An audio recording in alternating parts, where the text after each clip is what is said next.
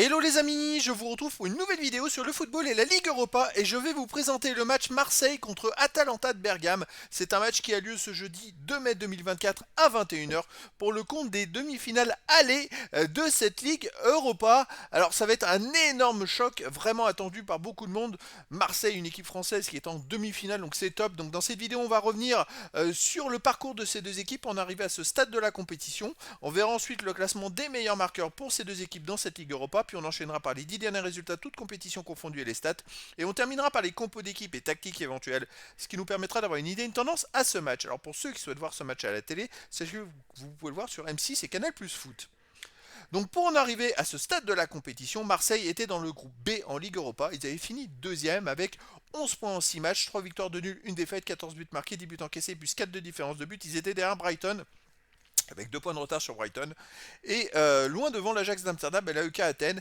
Donc comme ils étaient deuxièmes, ils avaient eu derrière un 16e de finale façon Shakhtar Donetsk qui descendait de la Ligue des Champions, qui avait fini 3e d'une poule en Ligue des Champions. Ils ont fait 2-2 au Shakhtar et ils ont gagné 3 au match retour. En huitième de finale, ils ont affronté Villarreal. Ils ont gagné 4-0 chez eux, ils ont perdu 3-1 là-bas. Et en demi-finale, ils affrontaient Benfica. Ils ont perdu 2-1 à Benfica. Ils ont gagné 1-0 le match retour. Ils ont été au tir au but et ils se sont qualifiés au tir au but. L'Atalanta de Bergame, de son côté, était en groupe D de la Ligue Europa. Ils ont fini premier du groupe D avec 14 points en 6 matchs, 4 victoires de nul, aucune défaite, 12 buts marqués, 4 buts encaissés, plus 8 de différence de but. Comme ils étaient premiers du groupe, ils ont été premiers devant le Sporting du Portugal, Songrat et Sesto Chova. Et donc comme ils étaient premiers, ils n'ont pas eu de 16e de finale, ils ont été qualifiés pour les 8e directement. En huitième de finale, ils ont affronté le Sporting du Portugal. Ils ont fait un partout au Sporting. Ils ont gagné 2-1 le match retour. Et en quart de finale, ils ont affronté Liverpool. Et là, ils ont fait un exploit énorme à Liverpool. Ils ont gagné 3-0 à Liverpool. Au match retour, ils ont perdu 1-0 chez eux, mais ils étaient déjà qualifiés.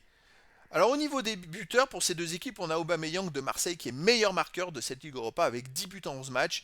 D'ailleurs, je crois que c'est le meilleur marqueur de l'histoire de cette compétition, il est fantastique. Après, on a Scamacca pour l'Atalanta de Bergame avec 5 buts. Et après, on a pour Marseille Mbamba et Veretout 3 buts. Pour l'Atalanta, De Ketelaere 2 buts. Après, pour Marseille, Claude César avec 2 buts. Puis il y a des joueurs à un but pour les deux équipes. Les 10 derniers résultats, toutes compétitions confondues, Marseille c'est 3 victoires, 2 nuls, 5 défaites, 12 buts pour, 17 contre, moins 5 de différence de but. Alors c'est vrai qu'ils ont enchaîné 5 défaites d'affilée après avoir fait 5 victoires d'affilée au moment où il y a eu le changement de coach. Depuis ça va un peu mieux, 2 victoires et 2 nuls. C'est quand même un peu plus correct on va dire pour leur standing. Alors chez eux ils restent sur une victoire contre Lens 2-1, un nul contre Nice 2-2. Sinon, à domicile, ils ont battu Benfica 1-0. Ils ont perdu 2-0 contre le PSG et ils ont battu Nantes 2-0. Marseille, c'est quand même une équipe qui à domicile est très très forte et très costaud. Attention parce qu'en face, l'Atalanta de Bergame, c'est une très bonne équipe. Sur les 10 derniers matchs, 6 victoires, 1 nul, 3 défaites, 19 buts marqués, 9 buts encaissés, plus 10 de différence de but. L'Atalanta reste même sur 3 victoires d'affilée, toutes compétitions confondues. Sinon, à l'extérieur, il reste donc sur une victoire à Monza 2-1, une victoire à Liverpool donc 3-0, une défaite à Cagliari 2-1, une défaite à la Fiorentina 1-0 et sinon une victoire à Naples 3-0. Donc c'est une équipe qui est très forte collectivement et qui est capable de gagner contre n'importe qui. Surtout la victoire à Liverpool, ça le prouve.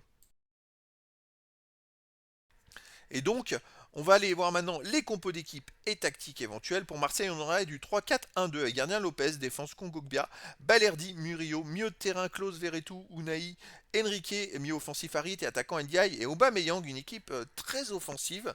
Face à une équipe de l'Atalanta de Bergame qui aime faire le pressing aussi et qui jouera en 5-2-1-2 avec gardien Musso, défense Ruggieri, Yen, Jim City, Rune, Zappacosta, milieu de terrain défensif Ederson et Pasalic, milieu offensif. Koum Miners, attaquant Scamacca et De Ketelaere. Il n'y a pas de grosse star à l'Atalanta de Bergame. Ce qui fait la différence, c'est leur jeu collectif et je dirais la hargne qu'ils peuvent mettre sur le terrain. Voilà, alors après, je dirais que tout est possible. C'est une demi-finale, donc double confrontation en match aller, match retour. Il n'y a plus que 2 matchs avant la finale. Voilà. Donc ces deux équipes vont être à 200% de leurs moyens. Est-ce qu'il y aura de la fatigue de la saison? Eh bien écoutez, en tout cas ça va être un match énormissime. Je vous donne rendez-vous donc ce jeudi 2 mai 2024 à 21h pour le match de demi-finale aller de la Ligue Europa saison 2023-2024. Marseille reçoit l'Atalanta de Bergame. Voilà les amis, je vous dis à très bientôt pour une nouvelle vidéo.